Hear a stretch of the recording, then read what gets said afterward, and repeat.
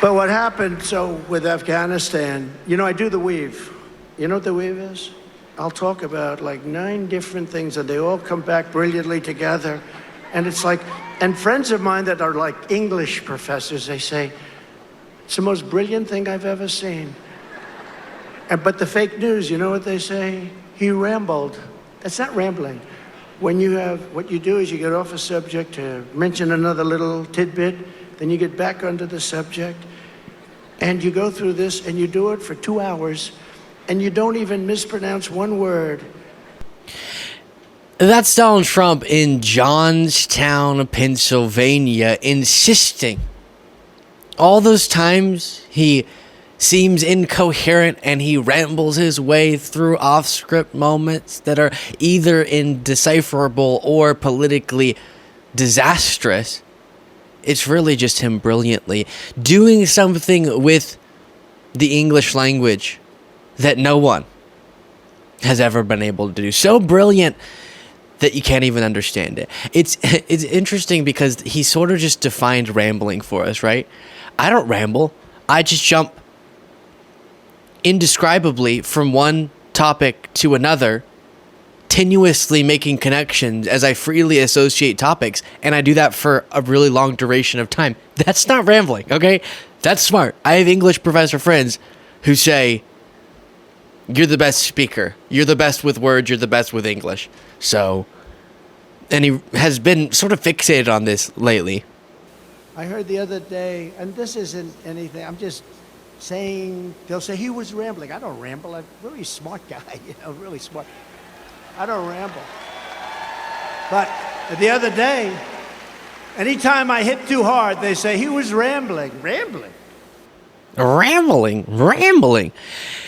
And that just so happened to be moments before, that was the Wilkes-Barre, Pennsylvania speech, the moments before he went on to ramble his way into saying he's better looking than Kamala Harris.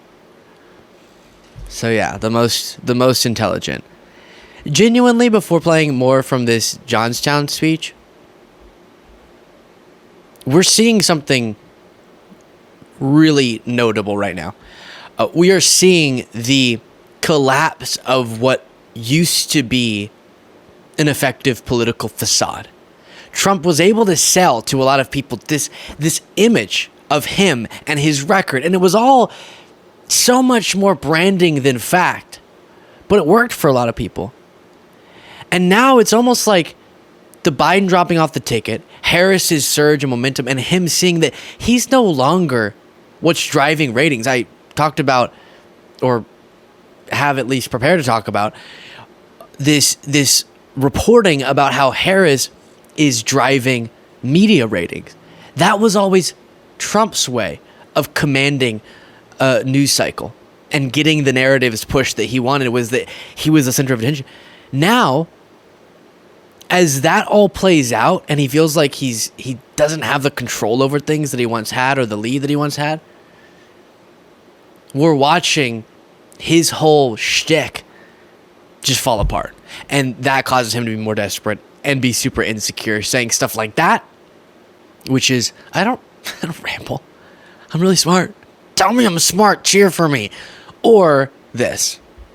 Somebody said women don't like Donald Trump. I said, I think that's wrong. I think they love me. I love them. Just like saying that everyone wanted Roe v. Wade to be overturned and everyone's happy about it and everything's perfect over and over and over again won't change the fact that that's not true. Just telling women they like you doesn't make them necessarily like you. That's a pretty early lesson you're supposed to learn. You like me. And actually,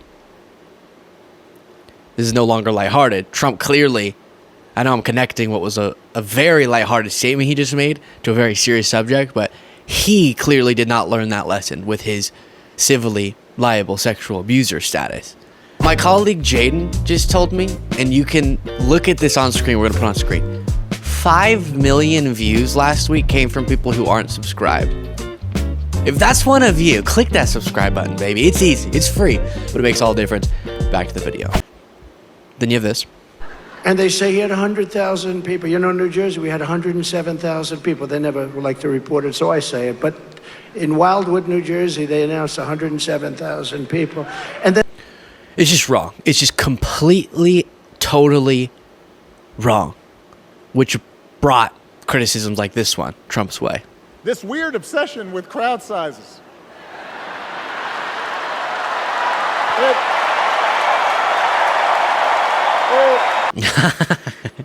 That clip will never get old. I love at the end him going, it sort of acting like he doesn't know why everyone's cheering. It's just too good.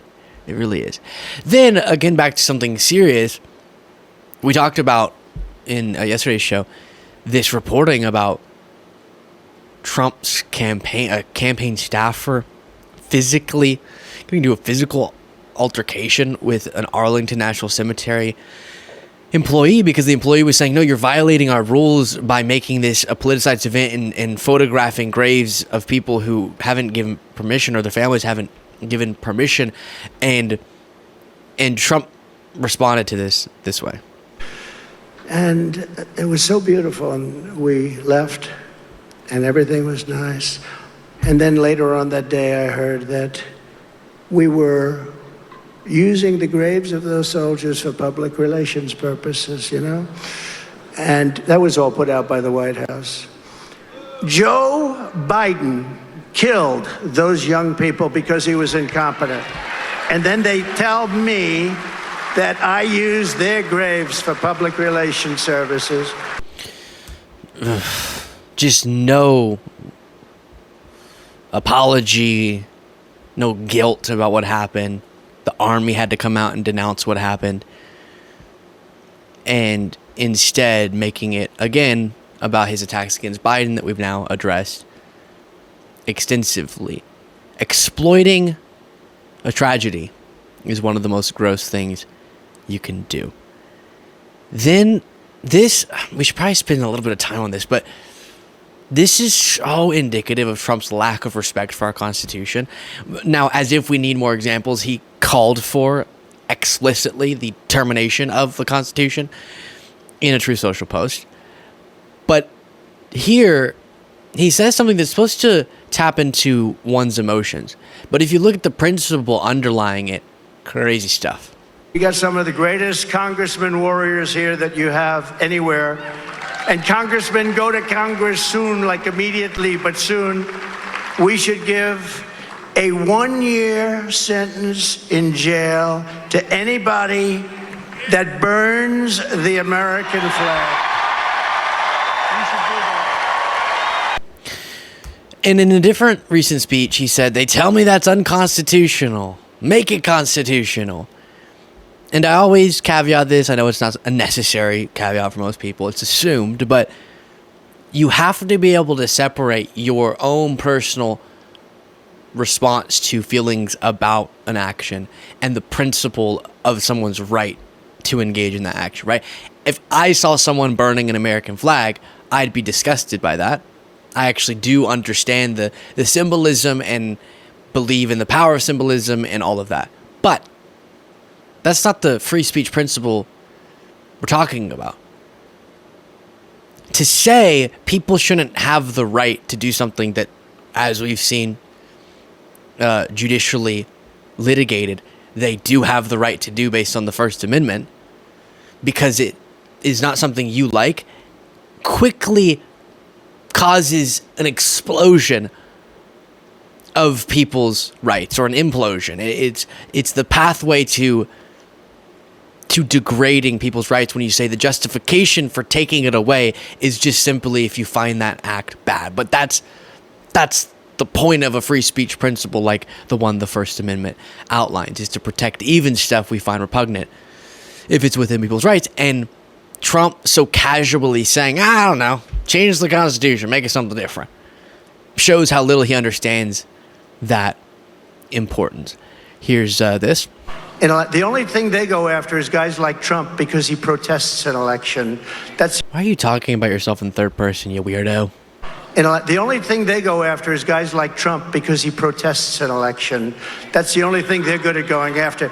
They don't go after criminals. They don't go after people that kill people. Except for that, they do. And apparently better than you were doing it, because crime is currently lower than any time when you were president. Maybe going after violent criminals and nonviolent criminals, such as yourself, is the strategy that we should implement. Then you have this. But the fake news is doing everything possible, everything they can to help Kamala Harris. Do you ever notice nobody knows what her last name is? I go, okay, I'm going to give you the first name. Tell me the last name. I say, Kamala. They have no idea who the hell she is.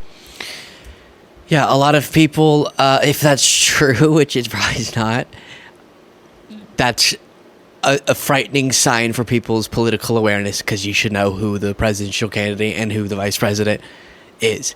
Now, all of this campaigning in Pennsylvania on the part of Trump, him talking about recently, this wasn't in Pennsylvania, but how caring about wind energy is what's causing people not to eat bacon, and his assertion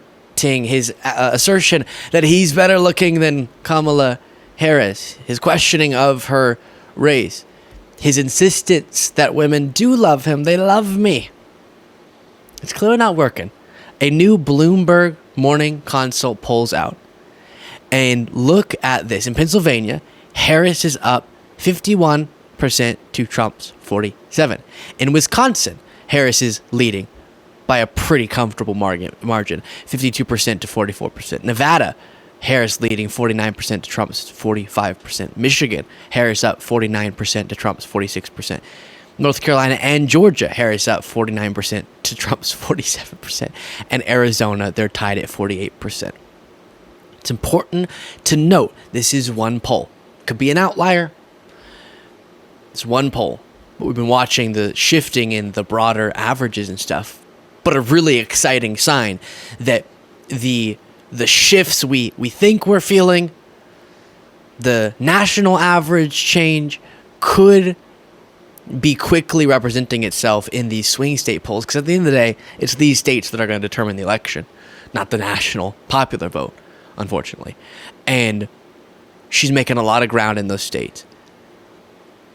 And the stubborn nature of Trump to continue campaigning the way that his campaign staff is saying is not the way, it's not working, is going to doom Trump. And I think a part of it is that he doesn't know how. He doesn't know how to run a disciplined policy campaign against someone, especially such as Kamala Harris. He's really incapable of it. And for that, hopefully he will be electorally punished. Let me know what you thought of that in the comments. And if you want to support this show and get the daily bonus show, where today this is not going to make any sense to you unless you watch it, but an alien made an appearance in today's bonus show. You can get access to it by clicking the join button below.